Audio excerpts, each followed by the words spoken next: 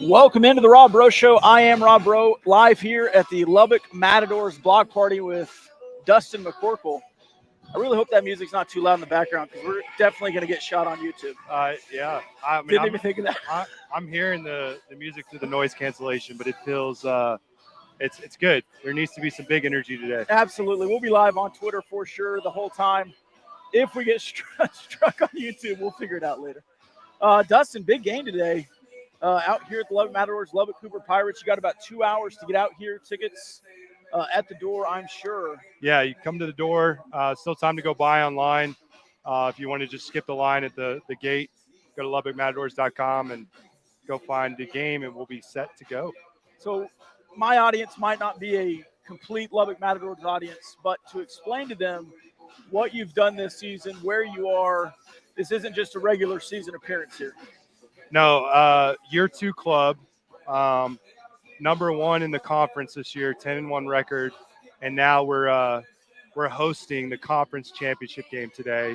That I am very, very excited for. I got goosebumps driving to the stadium for the first time, playing a team that we played first game of the year, beat them, but it was a very hard, tough, close game. But a good reminder that we played them after we had practiced together 4 times, and they had already played 2 games together. So we are a different team. I know they are too, but a lot of excitement, and we have a chance to bring a championship to Lubbock, Texas today. Absolutely. You were rocking out pretty hard coming in. What were you listening to on the road? Were you jamming your head pretty good? I was, yeah. I was listening to I have a good eclectic taste of music. I like to listen to everything, but I just had rock on today. Like I really was like, I was feeling that energy, and it was funny. Like halfway through the drive here, like Metallica was on, and I just couldn't even I didn't even realize how much I was bumping music. And then I saw you when I pulled up, and I was like, I'm gonna let Rob hear how loud this is in here. That was awesome. So who are some players people might want to watch out for tonight?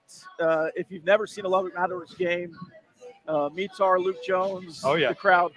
Yeah, we have some fatheads coming tonight, courtesy of Fuse Graphics. So, nice. You'll see some Sam Gomez. It always starts with our goalkeeper. I'm a little biased because that's what I played in college. But, we have one of the best goalkeepers in the NPSL here on the Lubbock Matadors team. His brother plays for the MLS at Real Salt Lake. So there's a good chance he goes pro at some point soon. And then Mitar Mitrovic, his dad's a U.S. men's national coach. That guy's going to also be pro. So we can't take for granted that these guys are here in our city. And then, of course, Luke Jones, who taking a huge step this year in everything he does. And hopefully he gets to start tonight. I do think that we'll see some great stuff. But we've got some other fantastic players. Aaron Asamoah is a sleeper pick. He's from Germany, new to our team this year. Great facilitator of the ball. But at the end of the day, we have some tremendous human beings on this team. And, of course, I can't go without saying Pablo Diaz, our goal-scoring local guy from LCU. Everybody loves that kid. So, good shots. Yeah. You don't go 10-1 and win a playoff game without having some great players and great human beings in the roster. Also, coaches. Coach Paul Gilbert, speak to what he's done this year. Yeah, so for those who don't know, Coach Gilbert has been here since day one and, was with LCU for many years and now with Indiana Tech. And him and I have become really great friends off the field, out of the business. But, again, how do you get players like this to come here? It is an attractive place to play given the fan base, but these guys got to want to go play for the Gaffer. And Paul is our head man, and he's a player's coach through and through. He's a pretty consistent coach. You know what you're going to get with him. But his style of play is so different. And I think that's what's been great for our fans is I would say, half of our fan base isn't connected to soccer. They don't know the game. I think even you can speak to a little bit of that, but the amount of awes that you hear throughout the game because the amount of goal scoring opportunities that he has with the style of play that he does, 6 goals in a playoff game. I mean, that's unmatched. But that goes into our style of play. So super grateful for him being on board. And from the community side to the players on the pitch, he's by far the best. It's an aggressive, exciting style of play. I'm not a soccer fan, but I am a huge Lubbock Matadors fan and a sports fan. And if you reckon yourself as a live sports fan, it is just unmatched. Soccer on TV is one thing. Soccer live in person, like people always say baseball's boring. Baseball live is not boring. There's stuff going on you don't notice on TV. The crowd is fun. The Matadors supporter section, the Mozos, are chanting the whole time. You start finding yourself chanting as well. You do the skull clap with the LBK chant. It's very interactive. So if you're a sports fan, you're a soccer fan. Yeah, and you're definitely, if you're from Lubbock, Texas, or you live here, you're a Lubbock Matadors fan. If you come out to one game, the amount of people I've talked to this at the playoff game that said that was their first ever game, and they're definitely coming back today. And we're seeing that with our ticket sales, about 1,000 tickets ahead of where we were yesterday for last game, which felt really good, which tells me, hopefully we're on pace to hit the same amount of crowd, if not bigger, this championship game. But come celebrate with your local Lubbockites. We are making this club all about our city, our community. Our fans have taken over to make this so much fun. Rob mentioned the skull clap. That's one of my favorite parts, when everybody slowly with the big drum does the LBK. I saw our supporters group is actually putting up their huge tifos across the stadium that they painted for our players. I mean, this is kind of stuff that you just don't see at other sports. And it's a cultural environment that you got to come experience, and hard for us to articulate here, but it's a lot of fun. Absolutely. And if you're in the area, Lubbock Cooper Pirates Stadium, absolutely getting out here. It's a quick drive there, either on Indiana or what is it, Highway 87, whatever it is out there. 27. 27. Yep. It gets real quick. I think it turns into 87. Yeah, something like that. Either way, it's real fast to get out here. Just Google map it. You'll be out here in 6 minutes. It's a quick drive out here. Yeah, for those of us who grew up in Dallas, when you tell anybody it's like 15 minutes away, people are like, you're always a little baffled when people are like, oh, that's so far. But it's super easy to get to. We've got a block party happening up until 7:15, and then we got the game. And of course, speaking to LCU, we got Steve Gomez coming out tonight. Very excited to have the guy who's brought some championships to Lubbock coming out for our championship match tonight. I think that's a pretty cool component, and hopefully some of his juju rubs off on us tonight for the game. All right, so if you don't have any plans here tonight in about an hour and a half, 2 hours, you got plenty of time to get out here. Final thoughts here, Justin? Yeah. I know you need to get out and do your business. I think the big thing, I have to say thank you to Rob. Rob has been such a tremendous supporter for us through his different platforms from last year to now. I feel like you're part of the family, man. So if we get to hoist, or when we get to hoist the trophy today, I hope you come down on the field and get a photo and be part of it, because you're part of this family, and we're really excited. This is going to be a special night for Lubbock, Texas, and when our guys pull through, you won't want to say that you weren't a part of it, and this will be something cool to talk about for years to come. Absolutely. All right, thanks, Dustin. We'll get Carson back in here. This is the Rob Breaux Show. We're live at the Lubbock Matadors block party.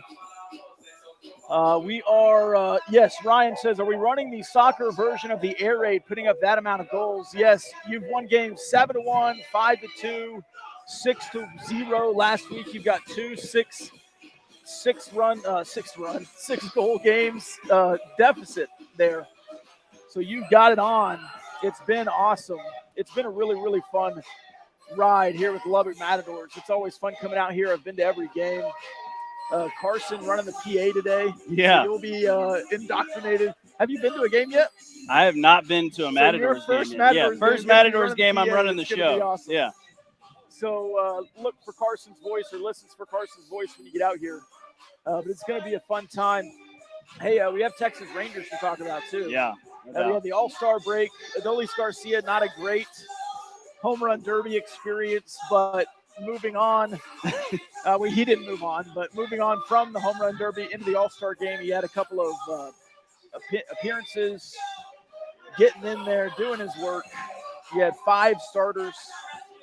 Just amazing. And then you won your first game back. Everybody looked well rested. Yeah, not just won your first game back, but Had pretty a much big 8th to 9th convinced innings. everybody like the All-Star break was good for the Rangers. and they're nice and rested, ready to go. Even though you had a – so I see people all the time, they say, well, all these guys are going to the All-Star break. They're not getting – or going to the All-Star game. They're not getting a break per se. I mean, your best pitcher right now on the bump, your best starter, Ubaldi, doesn't throw a good inning, but not a bad inning in the All-Star game. Yeah, it was clean. Yeah, it was clean inning. Didn't give up a run. Yeah. It also probably didn't help that he had an earpiece in his ear the whole time too, which was kind of cool. Knowing that him and Jonah, he knew what Jonah was going to put down. Every time he said what Jonah was going to put down, he put it down. Yeah. That's kind of cool. But yeah, I mean, it's for the Texas Rangers organization. If you'd have told me this year if you would have told anybody in that organization, front office included, ownership group, everybody, that you would have 6 All-Stars, 5 of them would start, and Adolis Garcia would make 2 stupid good plays in the outfield in the All-Star game, like, everybody be like, you're crazy. There's no way that's going to happen. Yeah. Did you see the meme of the overlay of him and Nelson Cruz? It would have been great if Nelson Cruz could have made one of those plays, right? We'd be talking about a world we wouldn't have to say the Rangers are one of the teams that have been to a World Series and never won it. But this year could be the year. They keep playing like this. I mean, I don't know about that. But here's the thing, though. They've been good. Obviously, the next couple weeks are going to be big for the Rangers. And I mean that as far as roster moves, all of those type of deals where if they make, Ryan Bradley right on cue, any Cardinal bullpen arms that you want. I'm still thinking that guy that throws 100 that needs a new. I like Jordan Hicks. Yeah, Jordan Hicks. I like Jordan Hicks, and I like the lefty.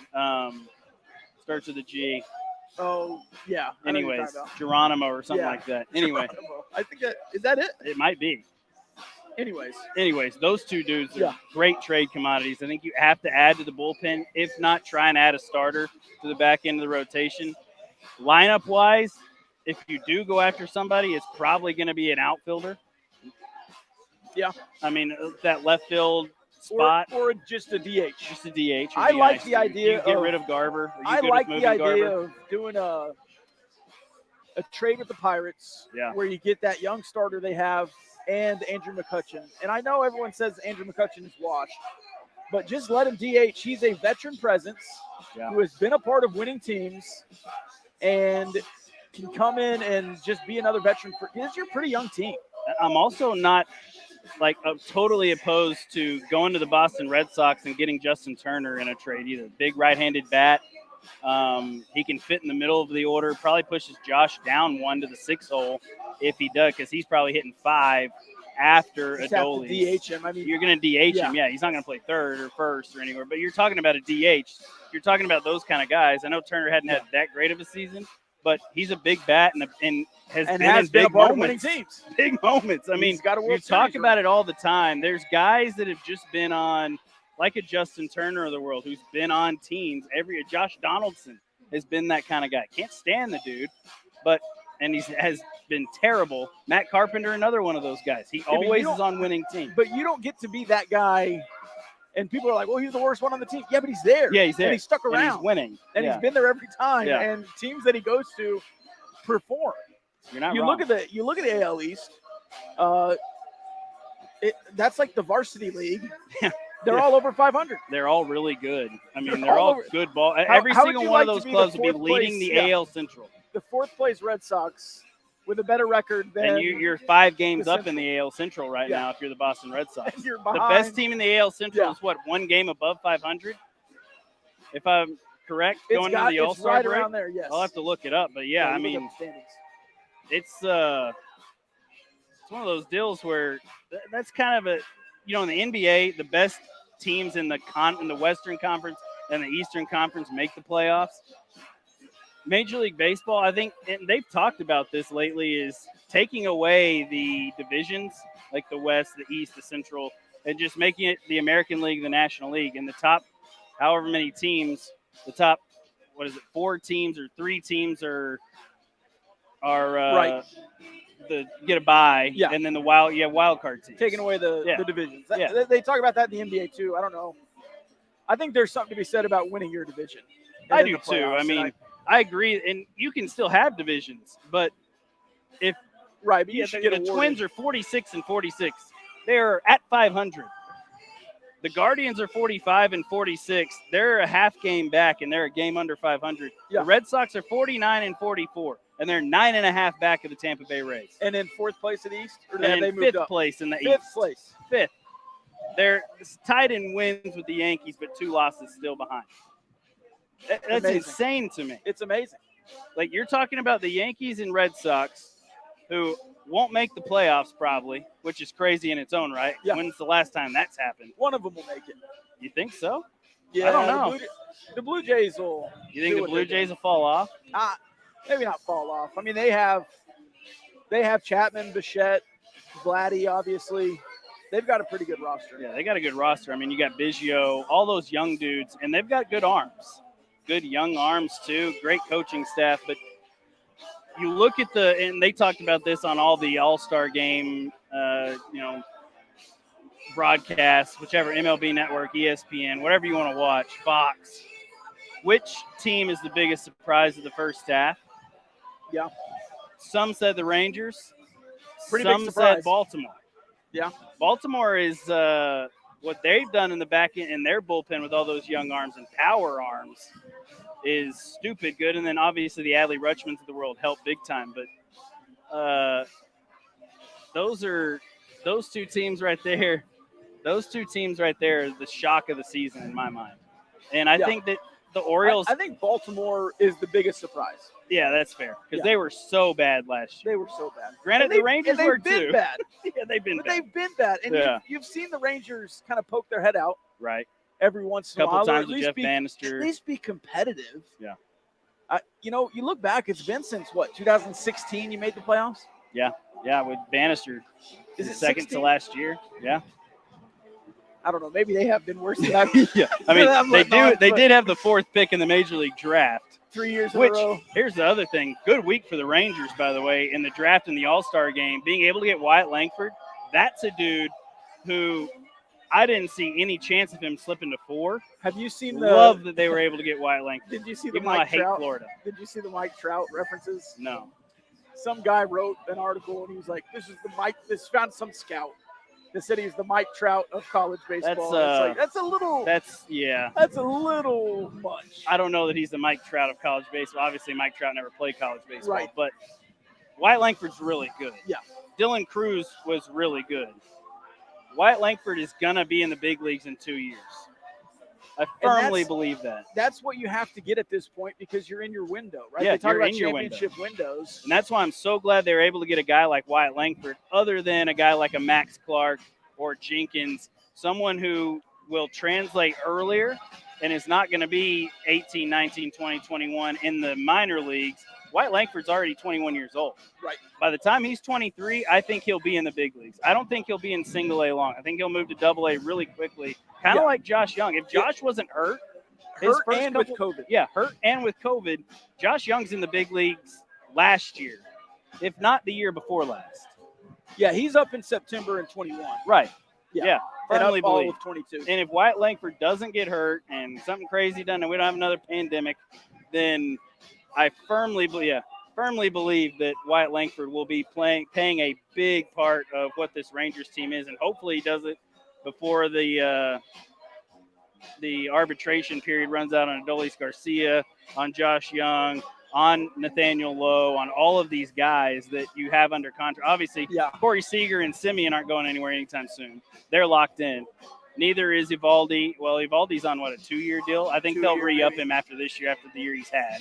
Another 2 years added probably.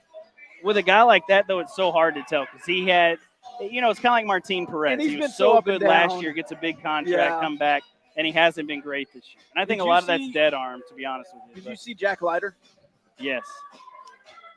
What do you think about that? Now, if you don't know, we are at the Lubbock Matadors block party out here at Cooper Pirates Stadium.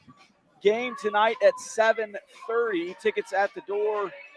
Right around $15. Come out here for a playoff game. I don't know if that's the actual price, but around $15 per person.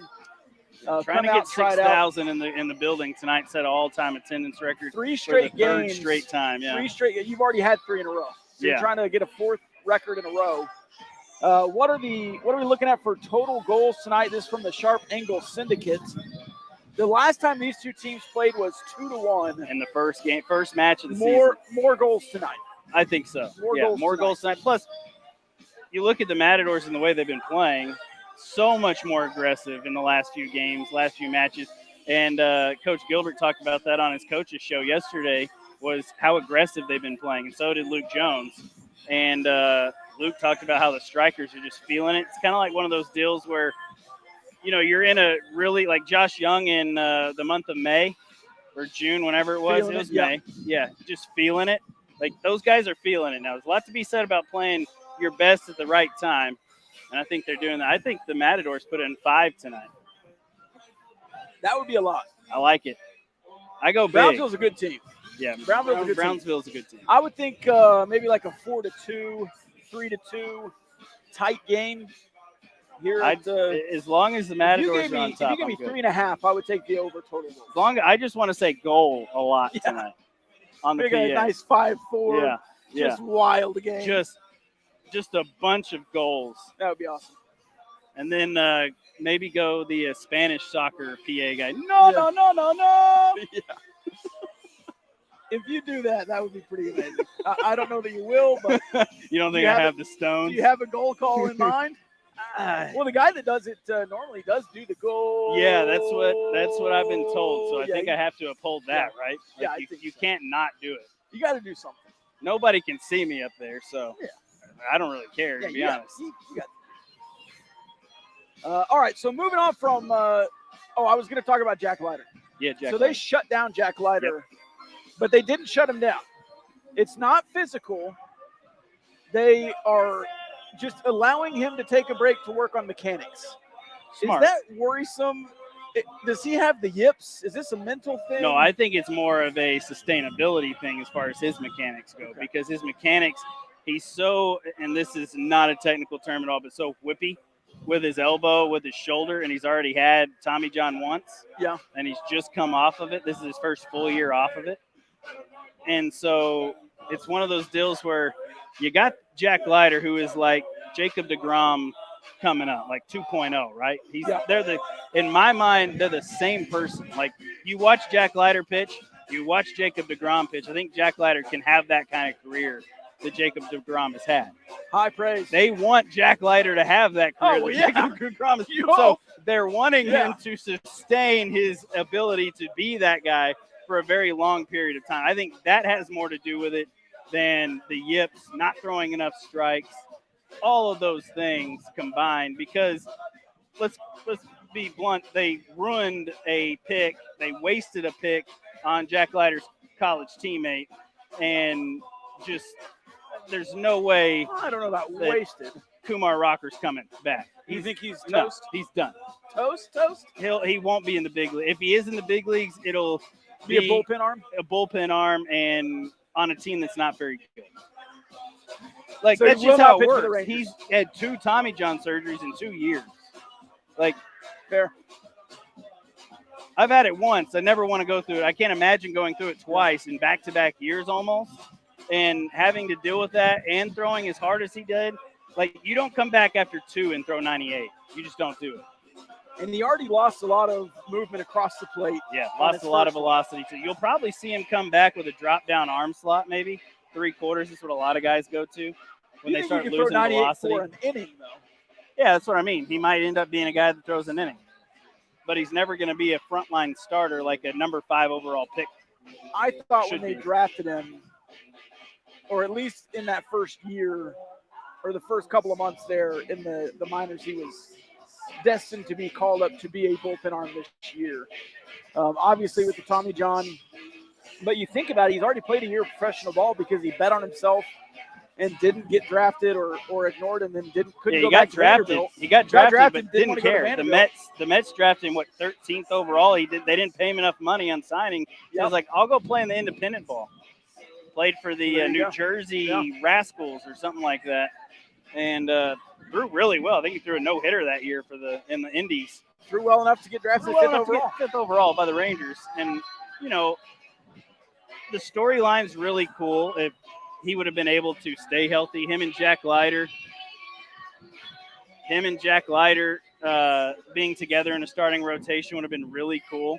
But I don't think that's ever going to happen. Yeah. Like, seeing those 2 guys together in a rotation just isn't in the cards anymore. But you do have good arms, but also we're talking about trade deadline. You could see Owen White leaving as part of a trade. He's a great trade commodity.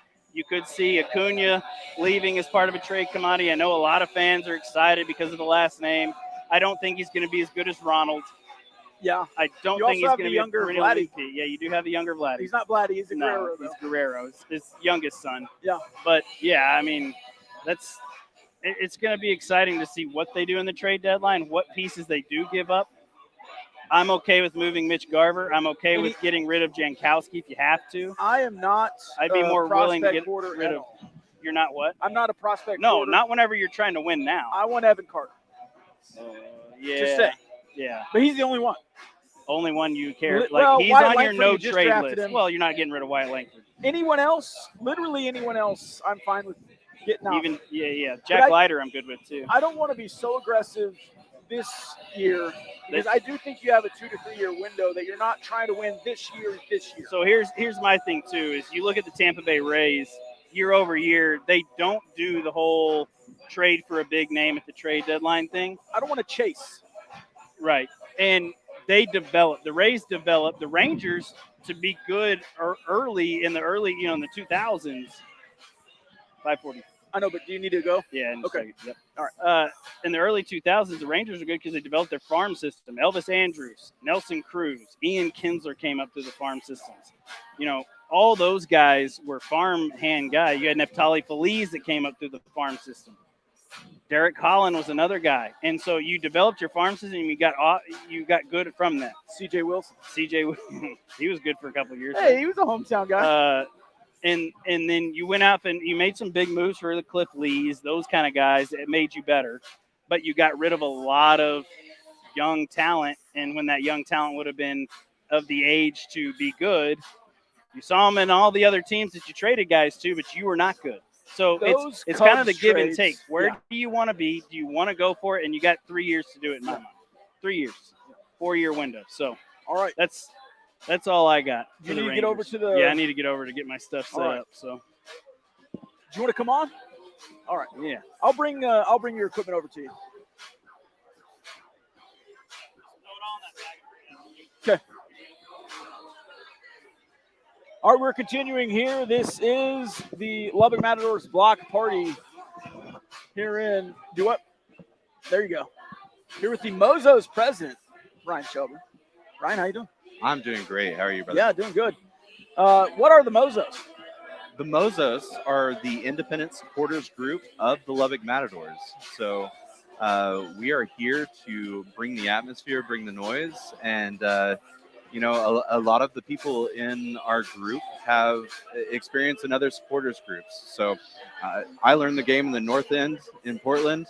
I was not a soccer fan whenever I was growing up. I have a best friend that was born in Brazil and a huge soccer fan, always trying to get me into the game. I was like, nah.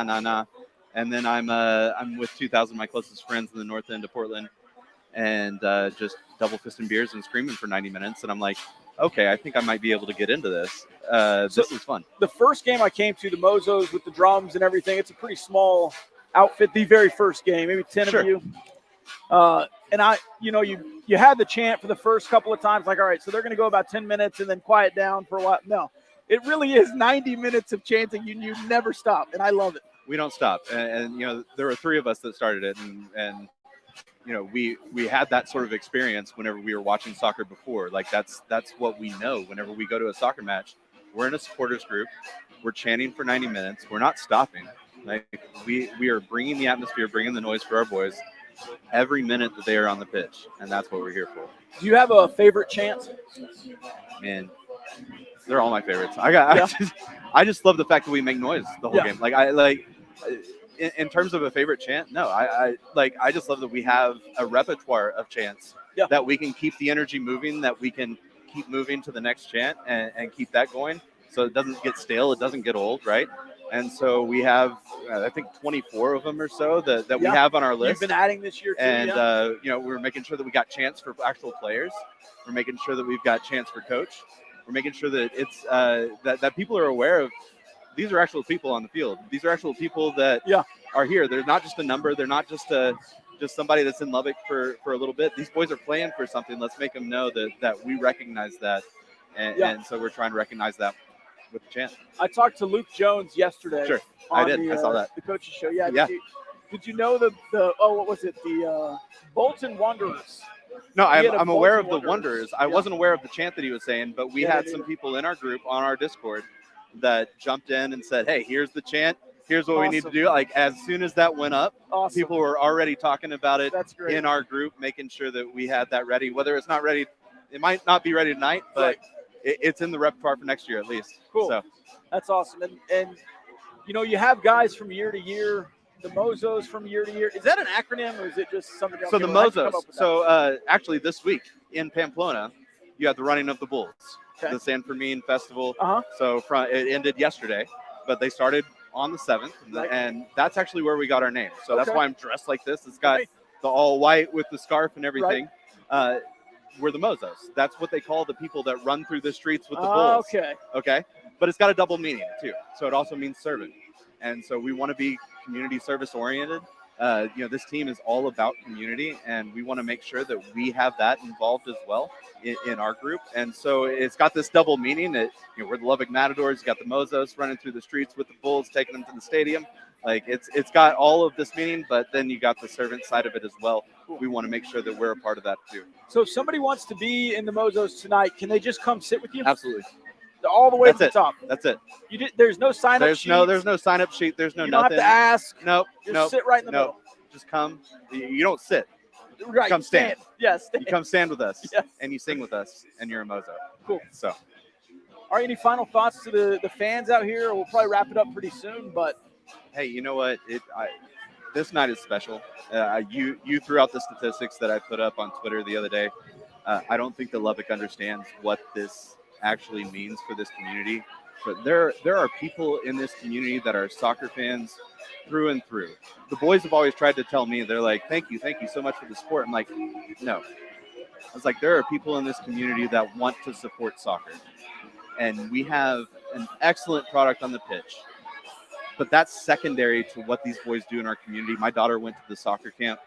The things that they do with the Boys and Girls Club, the local businesses that are being involved, and that's credit to Dustin and his team.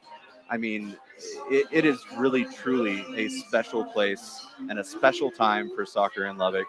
And man, I'm just happy to be a part of it. I just am. Like I'm buzzing. I've been buzzing all day, and I'm ready to go get a trophy tonight, to go celebrate with these boys and show Lubbock that soccer is alive and well, both in this country, but Lubbock is a soccer town, and we're here to stay. So. And it's a live sports town. It is a live sports town. Even if you're not, I said this earlier with Dustin, if you're not a soccer fan, but you're a sports fan, you will like the Mozos, you will like the Matadors, and you'll be out here, and it's just an exciting vibe. It's all about the vibes. It's all about the vibes, and it is live sports, right? I mean, I just to put another point on this, like I sat down with Hitch and Dustin and the three of us that started this group in February last year, before anybody took the pitch. And I told Hitch, I said, do not be the Crickets. Do not be the Cotton Teams.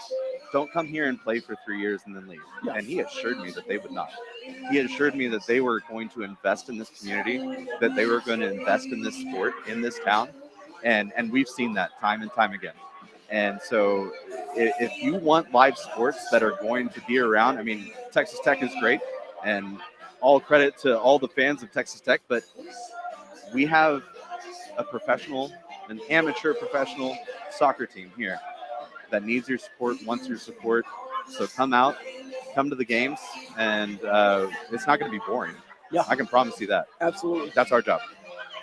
Absolutely. All right, this was the Rob Breaux Show. Thanks for joining us again. Dustin McCorkle, Carson Robinson, everyone that came out. We're having a party here. Hundreds of people at the block party. Thousands of people tonight at the Matadors game. We'll have you there. If you're out, come and find me. I'll be here all night, and then maybe even at Buffalo Wild Wings afterwards. We'll have to see.